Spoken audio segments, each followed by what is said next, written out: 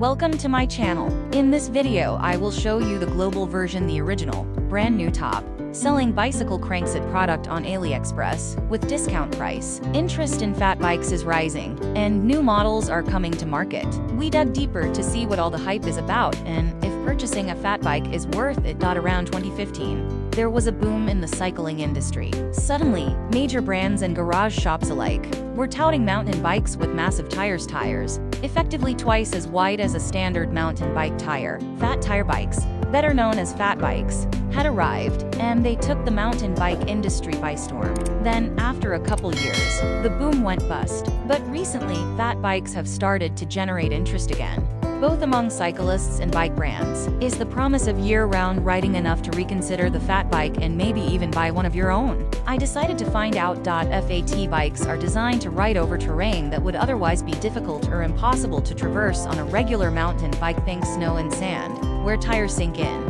or can't find traction. They're generally categorized as having 3.8-inch or wider tires, and they can run tire pressures as low as 5 psi, compared to 20+ psi for a standard mountain bike, which allows them to float over soft surfaces. These versatile rides have been around for decades. Various experiments with wider rims, or sometimes multiple rims paired together, and fat tires in the late 90s led to the first production fat bike frames in the early 2000s, most notably the Surly Pugsley. Other bike manufacturers rolled out their own designs in the following years, and the craze reached a fever pitch in 2015, when fat bikes began appearing in every cycling trade show on the planet. In the years immediately following that boom, fat bikes became commonplace at local trailheads, and it seemed as though everyone was proselytizing their benefits. But then the popularity of fat bikes waned. Due to declining sales numbers and interest, many bike brands cut back the number of fat bikes in their lineups to one at most. By most accounts,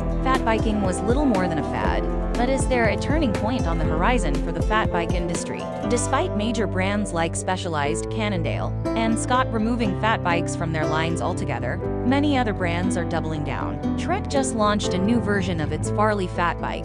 Direct-to-consumer brand Fazari released the King's Peak fat bike earlier this winter. It features a carbon frame and more rack mounts than your average touring bike. Even hyper-luxe boutique brand Moots recently launched a new fat bike called the Forager, replace its earlier Frosthammer fat bike. By this writer's estimation, fat bikes could finally be finding their equilibrium. The new spike in interest could be fueled by the COVID-19 bike boom that saw millions flock to their local bike shops in search of outdoor recreation. 3 years on, perhaps these newly minted riders are looking for ways to continue their new hobby through the winter months or in new locales, once again fueling sales of these monster-tired two-wheelers. But an analysis of the hive mind of the cycling industry points to something broader than that. Fat bikes are once again being discussed with some frequency in endemic cycling publications like Bike Rumor and Single Tracks. Mountain bike advocacy groups like the Vermont Mountain Bike Association are launching trail information. The new spike in interest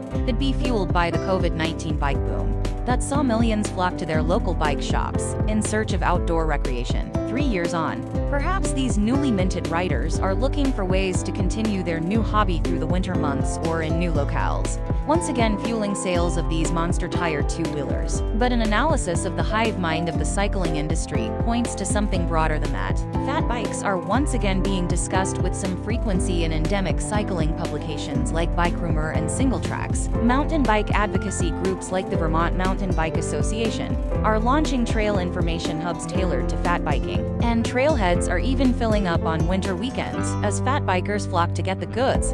But don't just take my word for it. Adam Morse, Executive Director of Fellowship of the Wheel, a nonprofit that advocates for and maintains 100+ miles of public multi-use trails in Chittenden County, VT, attributes the current rise in fat biking to an overall growth in mountain biking, as well as advancements in bike technology. The quantity and quality of beginner and intermediate-friendly trails has made mountain biking a more inviting sport, Morse tells Men's Journal. Additionally, the development of bicycle technology has made for a slew of options which cater to individual riders' needs. When looking at winter specifically, These two themes prevail and surely contribute to the number of users we are disclaimers. These choices may be out of date. All of these products may not be in stores. We don't know when this will be back in stock. You need to go top Bicycle Crankset 2023 review link to see the most recent updates to the list. Thank you for watching. Please subscribe to this channel.